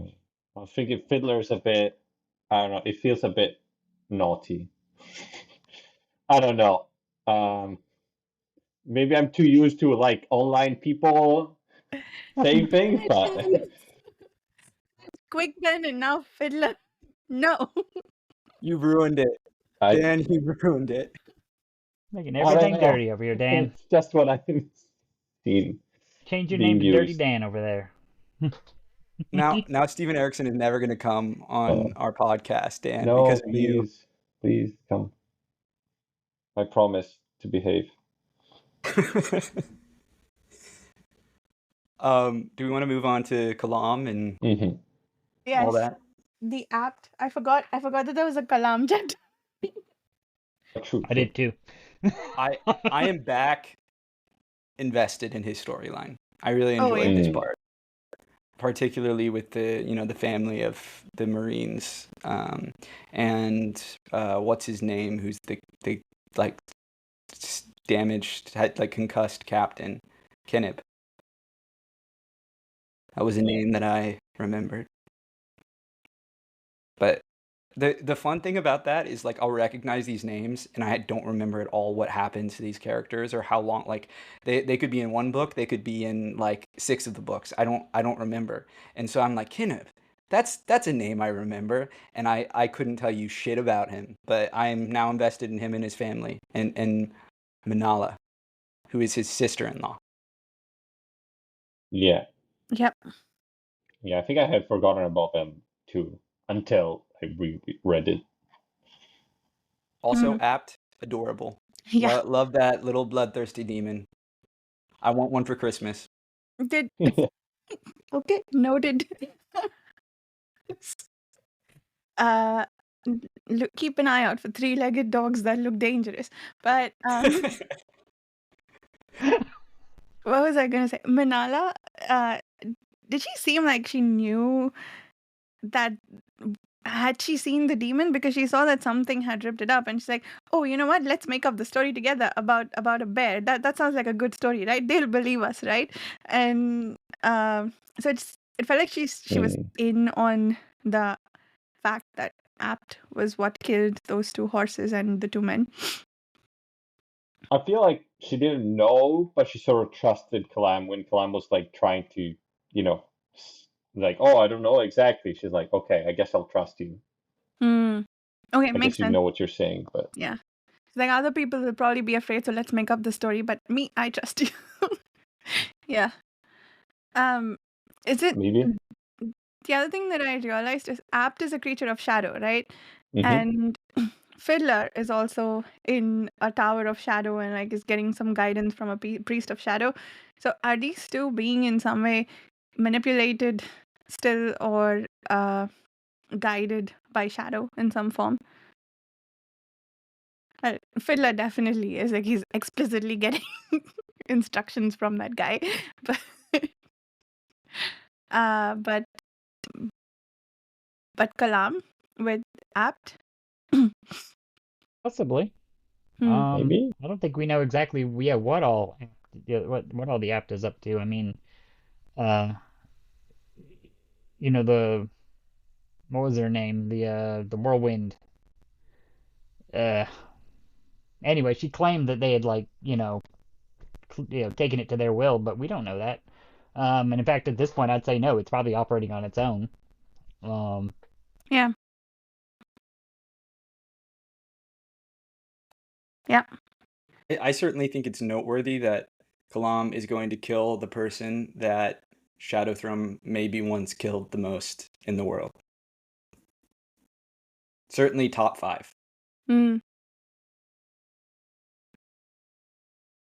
Yeah. All right, chapter 10, or do we have any think other so. comments? This was mostly just Kalam, right? And Yeah. the raid on those people and finding what's left of the part of the army that took refugees from that town. I forget the name. But yeah. And I guess he's sort of falling for Manala at this point. Oh, I guess there's more Felicin stuff, but I think we already talked about it. This is the chapter where the Tilanimas show up. Yeah.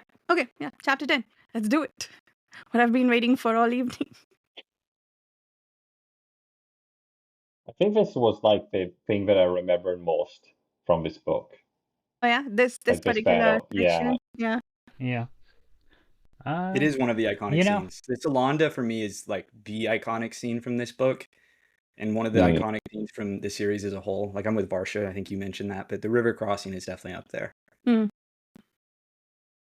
Actually, there's one other scene that's really iconic, but that's at the very end of the book. True. Go ahead. Yeah, I've been waiting to get back to Coltane. Like, seems like this whole book, it feels like come on, let's get back to Coltane. Because I'll preface all this by saying, I almost DNF'd this series in the middle of this book because I kind of was different from most people. Like, I liked Gardens of the Moon. I was like, it wasn't amazing, but it was good. It was solid. I liked it. And like in the middle of this book, I was just so bored and like I don't know, like the Chain of Dogs stuff really just wasn't working for me. And I was about to quit the book, but I was like, well, let me get the audiobook. Maybe that'll reinvest me. And it did. It kind of kept that forward momentum. Even when I wasn't engaged with it, it just kind of kept me moving forward. But now it's like might be my favorite part of this book. Like when I got to chapter 10, I was like, this is amazing. Like why did this not work for me the first time? I have no clue. But this was my favorite chapter so far. Yeah, I bounced so hard off the military stuff in Deadhouse Gates on my first read through, but I am eating it up this time through. Everything that do occur, I am loving. Same. I remember, I think the last time too, I really appreciated this chapter. Like I said, like the images are firm in my mind. So I think the cleverness of it, the thing with the wagons and the laying of the stones, etc., all of that was really cool. The thing they did with the Semk god in the end, and the waking up of the spirits. That I didn't remember, but that bit I again ate up this time, like you said, Carl. But so it stayed with me, this chapter, but I really think I remember sort of trudging through it, if that makes sense, because like I dislike action scenes, I dislike battle scenes, whatever. But Dwecker is a really excellent person to see all of this through, and there were just so many thoughtful and philosophical moments through all of this. And there was one thing in particular that stood out. We see a lot more of the um, reincarnated warlocks than just Sormoinath, and that somehow hits different than just seeing one kid. And how Dwecker thinks of the one that's with him, is it Nether, as a child, right? Now Like there's the girl. Nether's the girl. She comes to him to create the path at some point, I think, to go stand on the wall, where he also meets Nil, I think. Anyway, one of them, I think it's Nether who goes to, or one of them goes to The fight first one he meets is Nether, because I remember yeah, the part yeah, where he's like, this is like an 8-year-old girl, and he has to like yeah, remind himself it's like an adult exactly. inside, and saying these words. She's off to fight that whole army and their mages, I guess. When she sees him, like she's like, yeah, I know, I'm headed there to take that battle. And he thinks to himself that this is a child he finds it hard to think of them as the really, really ancient reincarnated warlocks. They are children to him first, which is interesting. Like I do wonder about of course, there is the the backstory that they died, and now this is how old they are, so they can't get any older warlocks. But but the narrative choice to have these warlocks be children and therefore make us feel the impact of the war and this I guess chase through them, I think it's really interesting. Like that bit hit hard when he's like, oh, there's a child that's going out against that whole army. And then two of them died, which sucks again. Like they're probably going to reincarnate, but it sucks that they died still. And the fact that they were children. That's a great point, that it is kind of you can definitely read it as a symbol for, or like a metaphor for, the way that war ages children prematurely.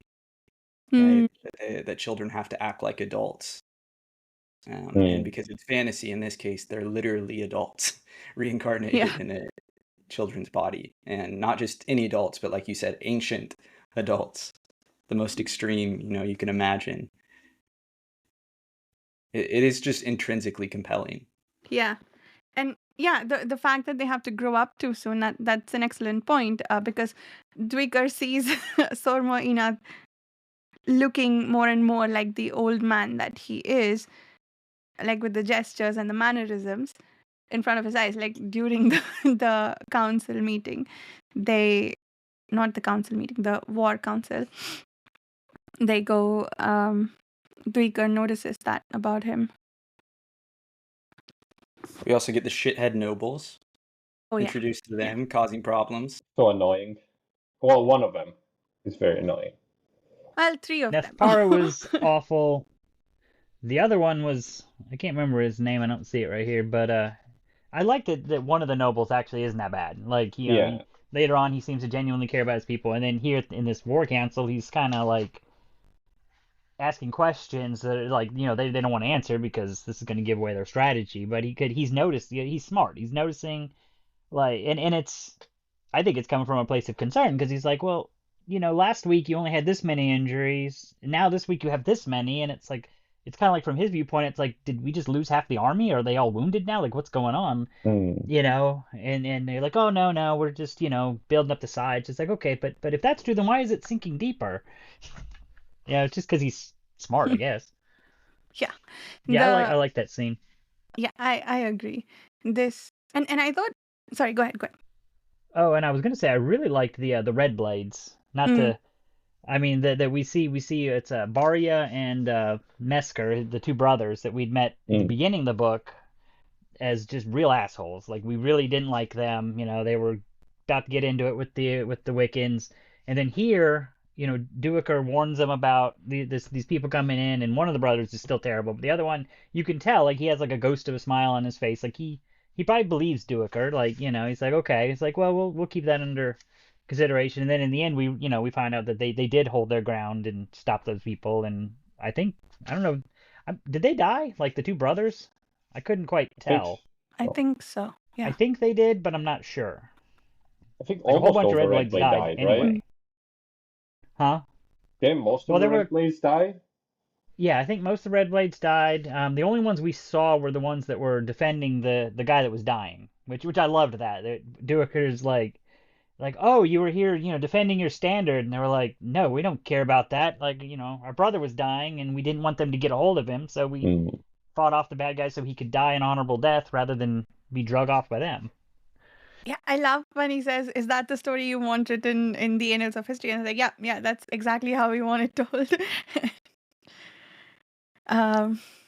Yeah, that a lot of brilliant scenes in this one, and the thing with the nobles, the fuddy-duddy nobles wanting to live their hunky-dory lives is like just one of the highlights, and I love how Coltrane sort of treats them and tells them off, listens to their concerns, but also is like, nope, not having that. By the wagons go first, then the cattle. Can you please separate the two? Nope, not happening. And the guy whose name starts with a T, I forget. His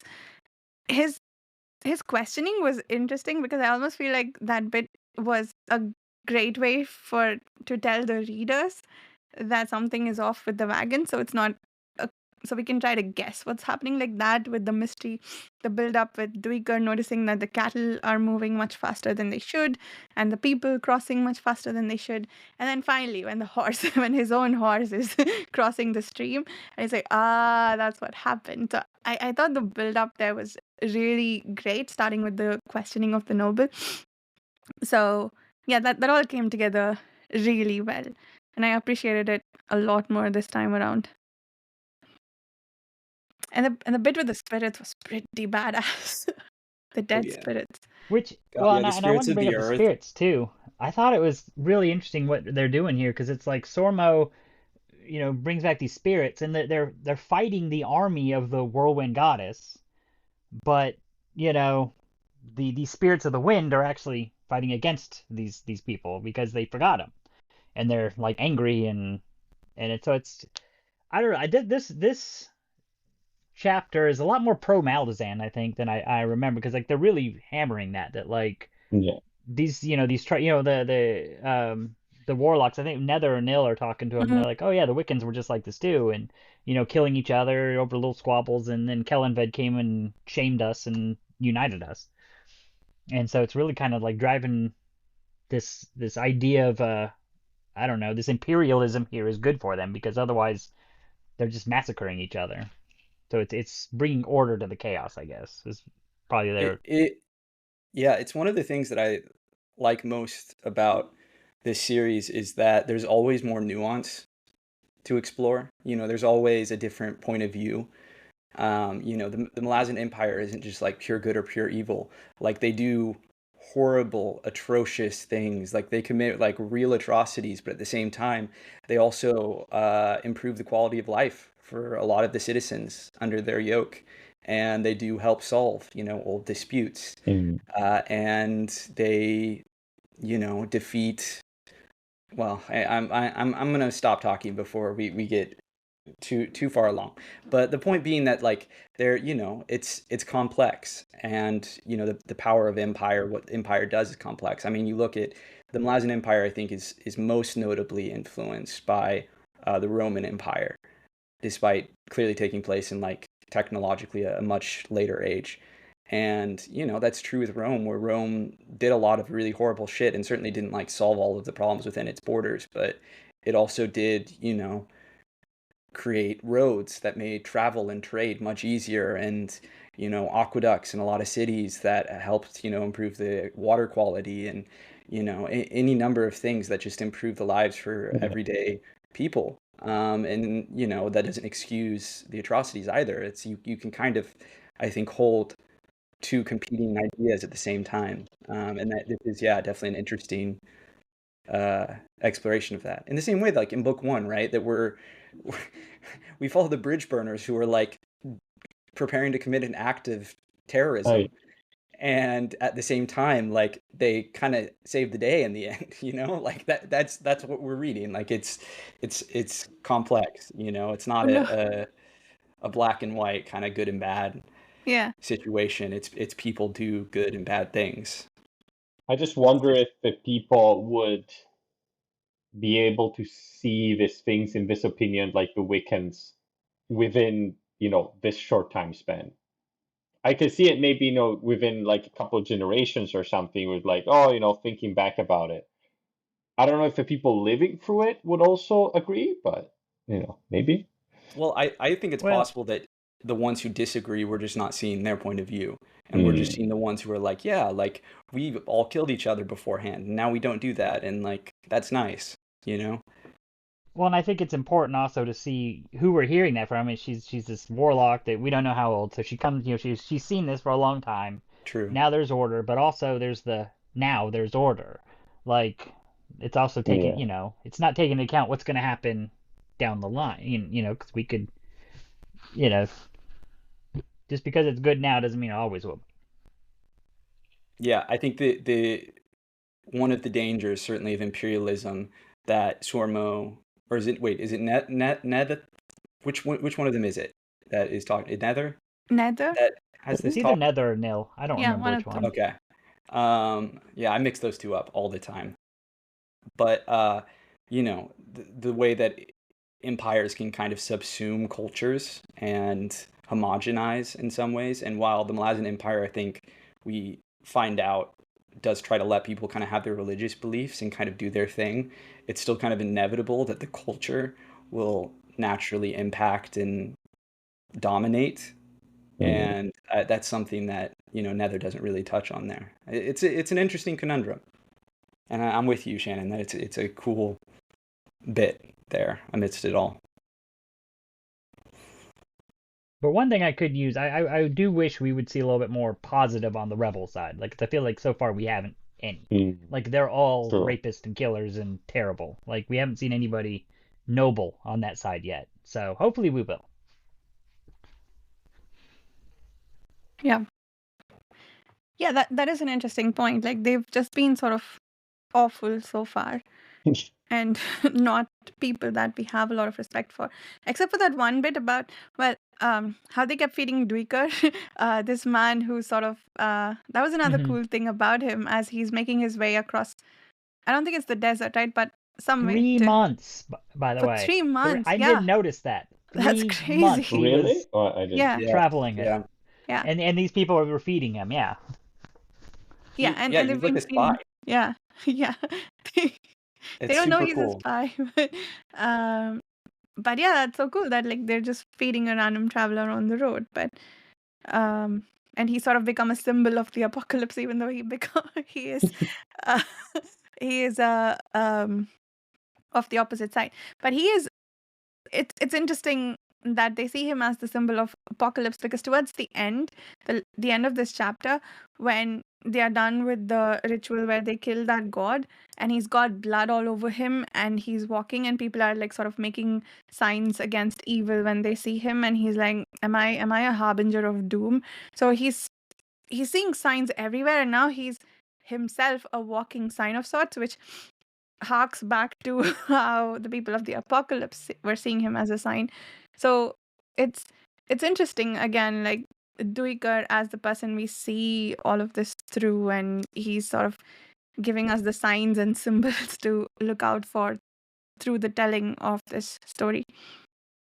That's an interesting point of treating the, you know, they don't do this knowingly, but treating the historian as this harbinger of what's to come, which is, again, a very potent metaphor. That's true. Yeah, exactly. The historian part of it. Yeah, that's a brilliant point. Yeah. And there is some discussion here about those who ignore history and those who follow it. I forget if it was in this chapter or the earlier chapters. But those who most could use history don't read it. Is right? what, he tells Colt, I think, or Colting. Yeah, because Colton's like, you're putting me to sleep. Why don't you go to sleep instead?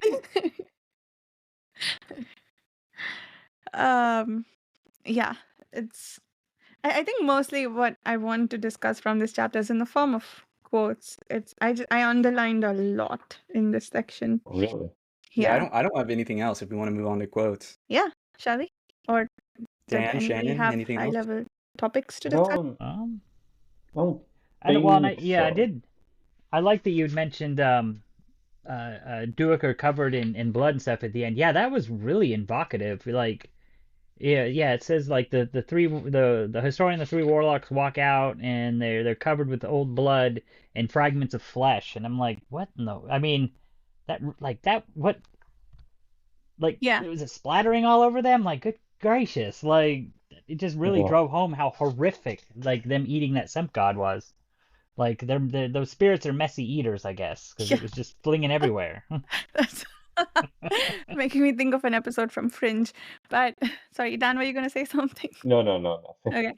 So that made me think of something else, Shannon, how you put that. So Semk is a really ancient god, right? And we've been talking before about the layering of civilizations and sort of the revenge of old civilizations, which is one of the ways in which the apocalypse is manifesting, I guess.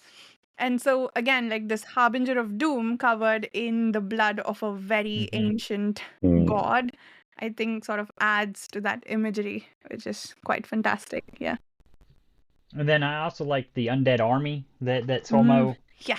hauled up. And then I like how they did, like, you know, like in Lord of the Rings, that was like the trump card. Like the undead army comes in and boom, they just wipe. You know, they win because they're undead. But like these guys, I mean, they're dead bodies with like old rusty stuff. Like now they, I mean, yeah, they take out some bad guys, I'm sure, but they go down pretty quick because they're desiccated corpses. Yeah. Yeah. True. So I mean, thought the that was Blinding Masks are also desiccated corpses, but they're pretty strong. Yeah, but they're a lot more magical. Like I guess. I feel like they've got a lot more going for them than these guys did.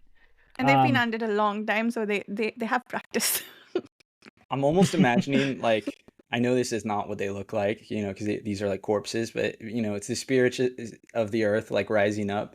And I'm almost kind of imagining, like, Studio Ghibli, like, little nature spirits, like, charging into battle and, like, you know, in their little voices, like, let's go kill everyone! That would be pretty funny. That's hilarious. But on the subject of that undead army, Duiker and one of the warlocks, I think it was Nil, have this conversation about, I think Duiker is feeling sorry for them for having to relive the horrors that happened to them. And the warlock is telling him, you know, if they had been the winners, they would have done the exact same thing to the... And I guess that was the conversation that led to... Duiker being informed that Kellenred brought the Wiccans together because they used to fight like this before.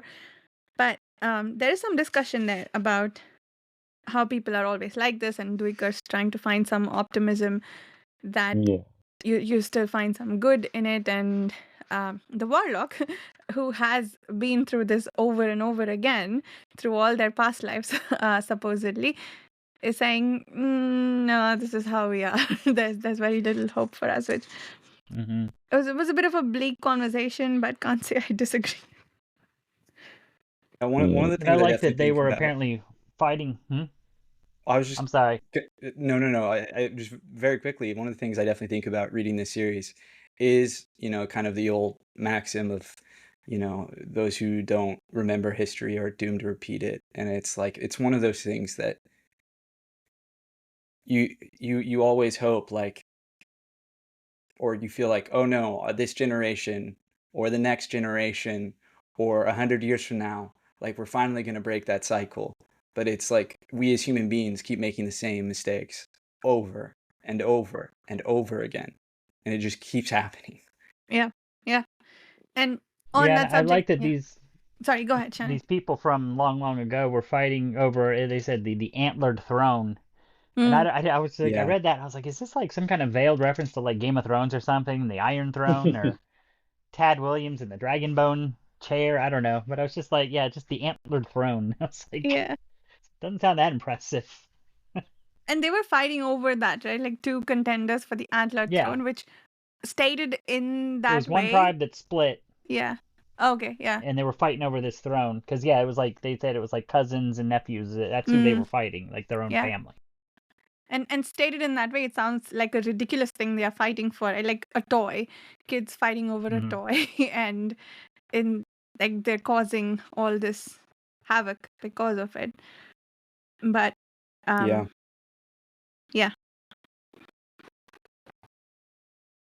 So Yeah, this little antler throne in the middle of nowhere that doesn't really mean anything. yeah, and then yeah, exactly that too. And there's the illusion of control. The bit about the illusion of control. When List says, if we are lucky, they'll wait too long and give us room to fall back. And Duiker says, that's the kind of risk Hood loves. And anyway, he eventually goes on to ask, do I see control on all sides or the illusion of control? Sometimes the two are one and the same. In terms of their effect, I mean. The only difference, or so Coltrane says, is that when you bloody the real thing, it absorbs the damage while the other shatters. Which I thought was pretty cool. That was a good quote. Yeah. And there was one more. Go ahead. I love the epigraph for chapter 10. It is one thing to lead by example with half a dozen soldiers at your back. It is wholly another with 10,000. Yes. And that's about Dasim Ultor. Yep. Which Quoting may Duiker, in fact. Yeah. Oh, I didn't notice that. Yeah. When Bolt says that he wished he had seen the road go up, and Duiker says victory tastes sweetest in the absence of haunting memories, but savor it. Yeah, because it's great, it's amazing, it saved them, but like literally several thousand people just died. Yeah. Yeah. And Duiker witnessed that. The bit about the mourning afterwards, two things. One, Nether tells Duiker that Coltrane has forbidden them to mourn, the Wiccans. But Duiker has these observations about the ritual of grief. Duiker had seen many people as imperial historian, yet among them not one in his recollection did not possess a ritual of grief. For all our personal gods, Hood alone embraces us all in 1,000 guises. When the breath from his gates brushes close, we ever give voice to drive back that eternal silence. Tonight we hear the Semk and the Titansi, uncluttered rituals. Who needs temples and priests to chain and guide the expression of loss and dismay when all is sacred? I loved that.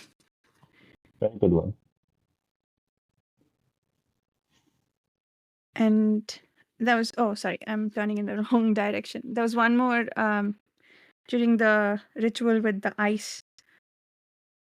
Sormo's words held a timbre of antiquity, the remorseless cold of ages folding over one another again and again until it seemed to Duiker that every rock, every cliff, every mountain moved in eternal motion like mindless leviathans.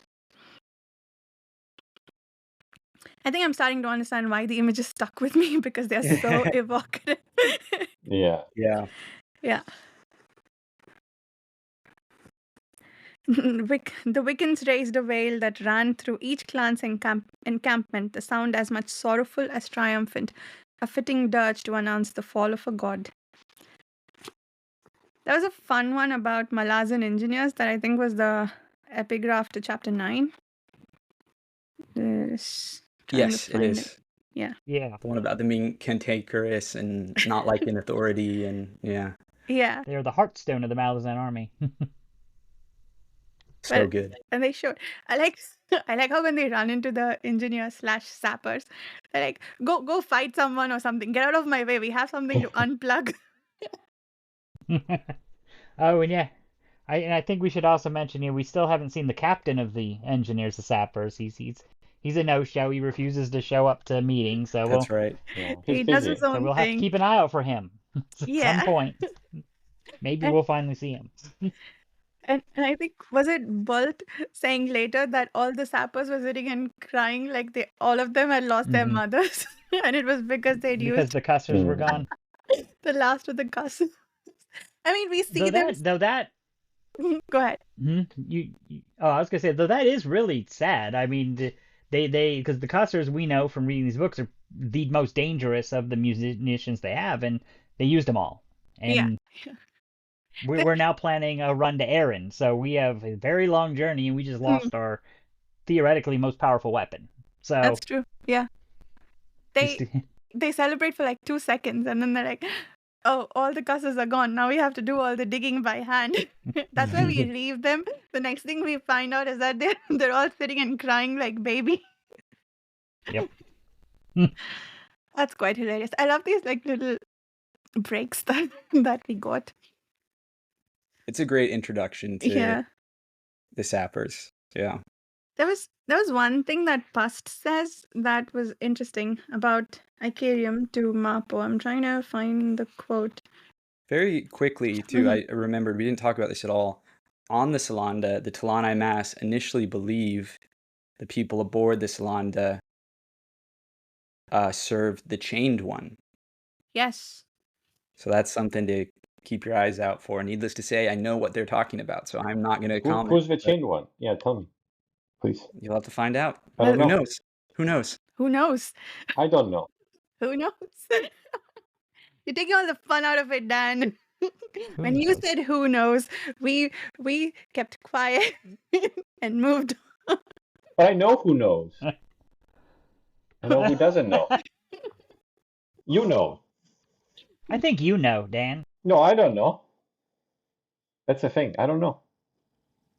I haven't read enough. Hey. You kind of have, but maybe you've forgotten. You read as far Oh as yeah, you I'm sure Yeah. I have. Yeah, okay. But I forgot. Yeah, I'm pretty everything. sure you said you read like 4 books or something, so you met him. Yeah, but I don't know the whole story about it. Yeah. Very vaguely. Yeah, that was interesting. There were a bunch of other things that they talked about, which, and during the ice ceremony, some of the stuff that Sormo Inat says that he is seeing happening. I guess I'll ask questions on the spoiler thread, but I want to know if it's about some other stuff that happens in later books, or if it's referencing things that I don't know about yet, because maybe they happen in Esselmont's books. But Yeah, ask in the spoiler thread at pagechewing forums. yes. Little Joking plug. us. Little plug. Come check us out there. Come check us talk out. to us about the books. Yeah. There was this interesting thing that Pust says about Icarium. It's a matter of justice. Your tempered companion kneels before that altar, does he not? So apparently Icarium cares about justice in some form. But yeah, I think that's mostly what I had. There was one other funny thing maybe that I don't remember, but any other quotes? I kind of hogged the quote section, but this chapter was excellent. What's your section, the quote section? The quote section. Yeah. Cool. If that is all, then next week I think we're going to read the next 2 chapters. That puts us at, I think, almost exactly 100 pages in the mass market paperback. So chapters 11 and 12 of the section entitled Chain of Dogs. Yeah, we'll see everybody next week. Thank you so much for listening. Bye.